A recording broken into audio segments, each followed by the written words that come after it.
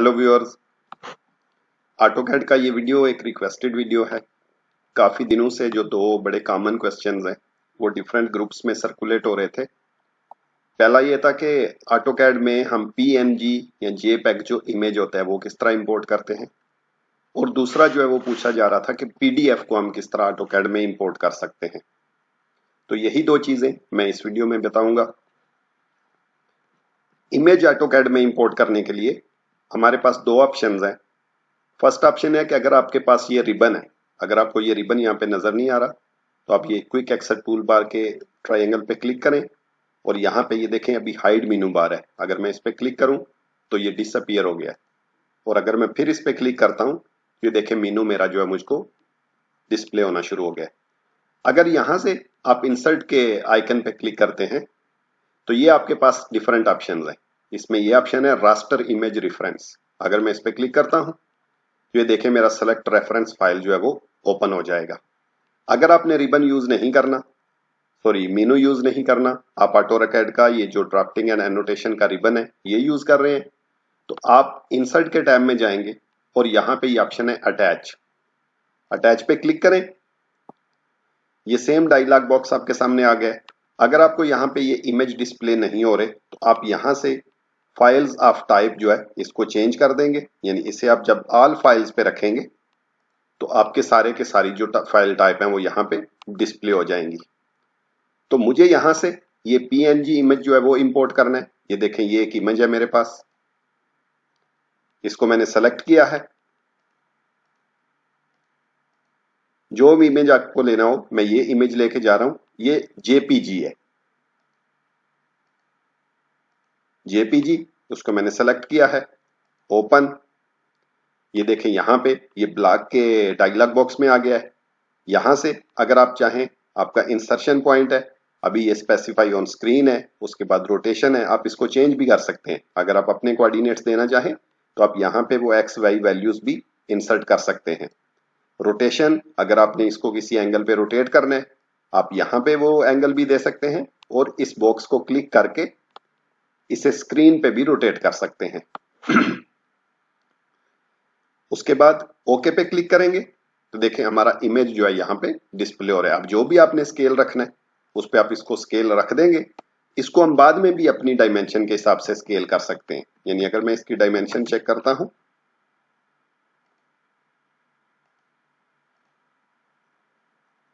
देखें अभी इसकी ये डायमेंशन जो है 118 शो रही है।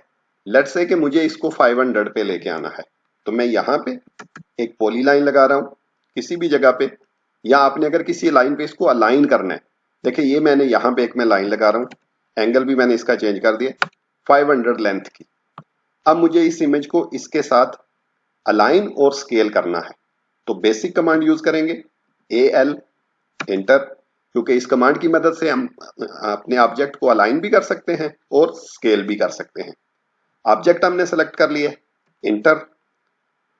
फर्स्ट सोर्स पॉइंट मैं ये कॉर्नर ले रहा हूं, आपकी जो भी लोकेशन रिक्वायर्ड होगी उस पर क्लिक करेंगे। फर्स्ट सोर्स, उसके बाद फर्स्ट डेस्टिनेशन पॉइंट, जिस इमेज के साथ या जिस भी ऑब्जेक्ट के साथ आपने स्केल और अलाइन करना है। सेकंड सोर्स पॉइंट यहां से, और सेकंड डेस्टिनेशन यहां पे। अब इंटर करेंगे तो ये एक ऑप्शन आएगा scale object based on alignment points. देखें बाय डिफॉल्ट ये नो पे है, यस, क्योंकि हमें इसको इसी लाइन के लेंथ पे स्केल करना है, तो मैं यहां से यस चूज कर रहा हूं, यस। ये देखें सेम उस लाइन पे ये स्केल भी हो गया और उसी के साथ अलाइन भी हो गया है। सेम मेथड है अगर आपके पास पीएनजी फाइल भी है। अगेन मैं यहाँ अटैच पे क्लिक करता हूं, देखिए ये मेरे पास एक पीएनजी फाइल है। अगर मैंने इसको सेलेक्ट किया है, ओपन, देखिए सेम डायलॉग बॉक्स हमारे सामने हो गया। सारी चीजें हम ऑलरेडी डिस्कस कर चुके हैं, जस्ट ओके। इमेज को यहाँ पे इंसर्ट कर देंगे। बाकी सेम प्रोसेस है जिस तरह हमने इसको स्केल और अलाइन किया है। तो सेकंड पार्ट है कि अगर हमारे पास पीडीएफ फाइल है तो उसे हम अपने ऑटोकैड में किस तरह ला सकते हैं। तो उसके लिए भी अगर आपके पास ये मेनू अवेलेबल है तो आप इंसर्ट के टैब पे यहां से अगर आप ये रास्टर इमेज पे क्लिक करते हैं इससे भी आप यहां से जाके ऑल फाइल्स, और अगर आपके पास कोई पीडीएफ फाइल है, देखें मैं डेस्कटॉप पे जाता हूं,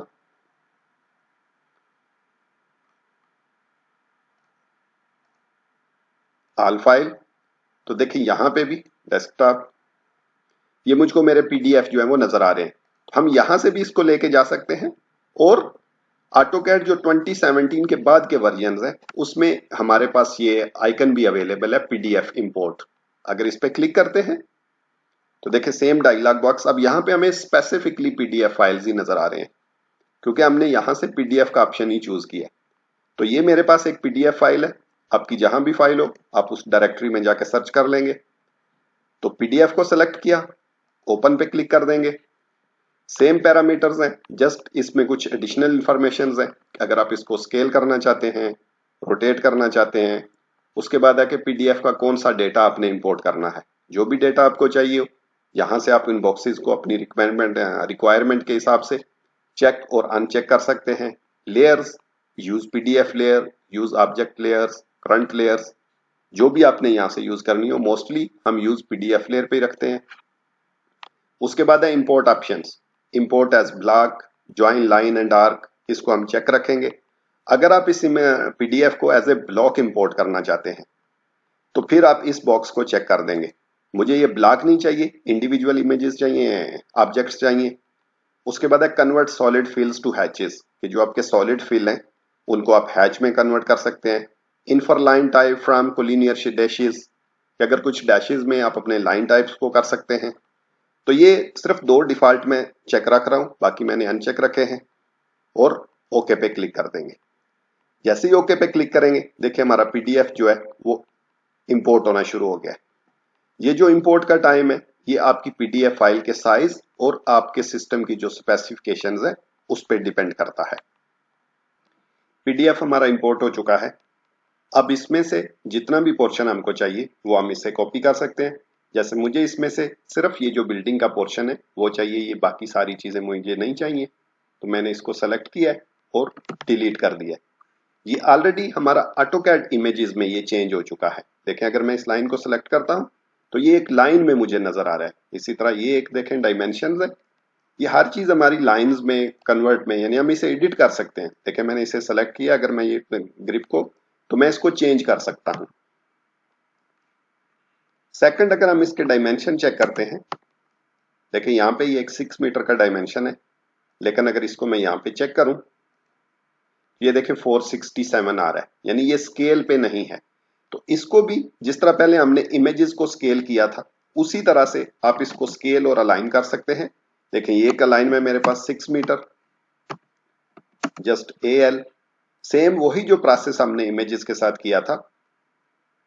first source point, first destination, second source point, second destination, inter, उसके बाद यस। लेकिन जैसे ही हमने यस पे क्लिक किया है ये अलाइन हो गया है। अब अगर हम डायमेंशन चेक करते हैं, ये जो 6 मीटर का डायमेंशन है, अब ये देखें एग्जैक्टली 6 मीटर हमारे पास शो हो रहा है क्योंकि हमने इसको स्केल कर दिया। अब इसके ऊपर कुछ भी चीज हम ड्रा कर सकते हैं, इसको कॉपी कर सकते हैं, इसको एडिट कर सकते हैं। तो ये थे 2 क्वेश्चन के जवाबात। आई होप आपको ये अच्छा लगेगा। तो नेक्स्ट वीडियो तक के लिए गुड बाय, सी यू।